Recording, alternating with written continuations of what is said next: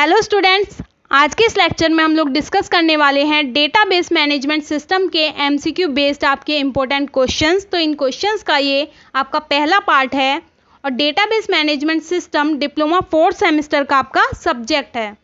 तो यहाँ पे आपका जो पहला क्वेश्चन है वो है a collection of inter related record is called a. It means जो इंटर रिलेटेड रिकॉर्ड का कलेक्शन होता है उसे हम क्या कहते हैं। तो यहाँ आपके ऑप्शंस दे रखे हैं। Option number A database, B spreadsheet, C management information system या फिर डी टेक्स्ट फील्ड। तो यहाँ पे जो आपका करेक्ट आंसर है वो है ऑप्शन नंबर ए डेटाबेस, क्योंकि आपका जो डेटाबेस होता है वो इंटर रिलेटेड डेटा का कलेक्शन होता है।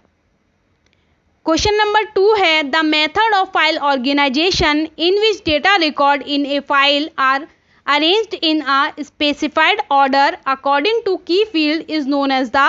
it means फाइल ऑर्गेनाइजेशन का वो मेथड जिसमें किसी फाइल के डेटा या रिकॉर्ड को की फील्ड्स के अकॉर्डिंग स्पेसिफाइड ऑर्डर में अरेंज किया जाता है उसे हम किस फॉर्म में जानते हैं। तो यहाँ पे आपके ऑप्शंस दे रखे हैं।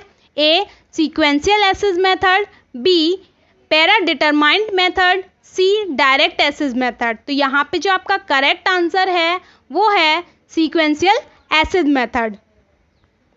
क्वेश्चन नंबर 3 है unlike filter queries can be saved as in a database. It means जो आपकी अनलाइक फिल्टर क्वेरीज होती हैं उनमें जो डेटाबेस है, डेटाबेस के अंदर उन्हें कहाँ सेव किया जाता है। तो यहाँ पे ऑप्शंस दे रखे हैं आपके। ए डेटाबेस, बी फिल्टर्स, सी ऑब्जेक्ट या फिर D any of the above. तो यहाँ पे जो करेक्ट आंसर है वो है आपका ऑब्जेक्ट। क्वेश्चन नंबर 4 है यहाँ पे external database is. It mean जो हमारा एक्सटर्नल डेटाबेस होता है उसे हम क्रिएट करने के लिए किसका यूज़ करते हैं। तो यहाँ पे आपके ऑप्शंस दे रखे हैं। Database created using DBMS package, B database creating in MS word, C database created in Excel या फिर D all of the above.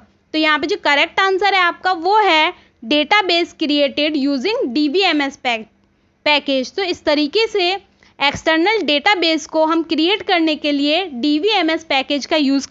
Question number 5 है यहाँ पे roll back in a database is dash statement. तो यहाँ पे आपको बताना है कि जो रोल बैक है वो डेटाबेस के किस स्टेटमेंट के अंडर में आता है। तो यहाँ ऑप्शन दे रखे हैं। Option number A DDL, B DML, C DCL और डी TCL। तो यहाँ पे जो आपका करेक्ट आंसर है वो है ऑप्शन नंबर डी TCL, क्योंकि जो आपकी रोल बैक कमांड होती है वो TCL के अंदर में आती है और TCL की आपकी फुल फॉर्म होती है ट्रांजैक्शनल कंट्रोल लैंग्वेज। और इसका यूज़ हम ट्रांजैक्शन से रिलेटेड जितने भी आपके ऑपरेशंस होते हैं डेटाबेस पर वो परफॉर्म करने के लिए हम इसका यूज़ करते हैं। तो रोल बैक का यूज़ भी हम ट्रांजैक्शन को अनडू करने के लिए करते हैं। इट मीन्स एक स्टेप पीछे जाने के लिए हम रोल बैक कमांड का यूज़ करते हैं ट्रांजैक्शंस में।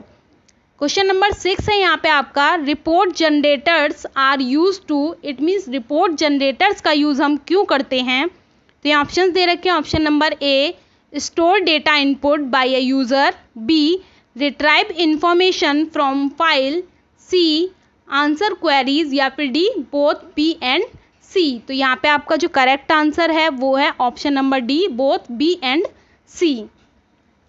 क्वेश्चन नंबर 7 है आपका the logical data structure with a one to many relationship is a. It means one to many relationship के साथ में जो लॉजिकल डेटा स्ट्रक्चर डिज़ाइन किया जाता है उसे हम क्या कहते हैं। तो यहाँ ऑप्शन दे रखे हैं। Option number A tree, B chain, C network या फिर डी ऑल ऑफ दीज। तो यहाँ पे करेक्ट आंसर है आपका ट्री, क्योंकि जो आपका ट्री होता है वो वन टू मैनी रिलेशनशिप के कॉन्सेप्ट को इम्प्लीमेंट करता है, क्योंकि वहाँ पर ट्री की एक रूट होती है जबकि उस ट्री की कई ब्रांचेस हो सकती हैं। तो इस तरीके से ये वन टू मैनी रिलेशनशिप को शो करता है। क्वेश्चन नंबर 8 है आपका in a database related fields are grouped to. तो यहाँ पे आपको बताना है कि डेटाबेस में जो आपके रिलेटेड फील्ड्स होते हैं उन्हें हम किसके कैसे ग्रुप करते हैं। तो यहाँ पे ऑप्शन दे रखे हैं। यहाँ पे आपका ऑप्शन नंबर ए है फाइल, बी बैंक, सी मैन और डी डेटा रिकॉर्ड। तो यहाँ पे करेक्ट आंसर है आपका डेटा रिकॉर्ड। क्वेश्चन नंबर 9 है आपका यहाँ पे, the database environment has all the following component except. तो यहाँ पे पूछा गया है कि जो आपके ऑप्शन दे रखे हैं उनमें से डेटाबेस इन्वायरमेंट का कौन सा कंपोनेंट नहीं है। ठीक है, तो यहाँ ऑप्शन नंबर ए दे रखा है डेटाबेस एडमिनिस्ट्रेटर, बी डेटाबेस, सी सेपरेट फाइल्स और डी यूज़र। तो यहाँ पे जो करेक्ट आंसर है वो है आपका ऑप्शन नंबर सी सेपरेट फाइल्स, क्योंकि आप जानते हैं कि डेटाबेस एडमिनिस्ट्रेटर, डेटाबेस और यूज़र ये सारे क्या हैं आपके डेटाबेस इन्वायरमेंट के कंपोनेंट हैं। तो यहाँ पे जो सी है वो इसका कंपोनेंट नहीं है, तो यह करेक्ट आंसर हुआ आपका ऑप्शन नंबर सी सेपरेट फाइल्स। और आपका क्वेश्चन नंबर 10 है, which database handles full text data, image, audio and video. तो आपको यहाँ बताना है कि किस डेटाबेस का यूज़ हम करते हैं फुल डेटा, टेक्स्ट, इमेज और ऑडियो को हैंडल करने के लिए।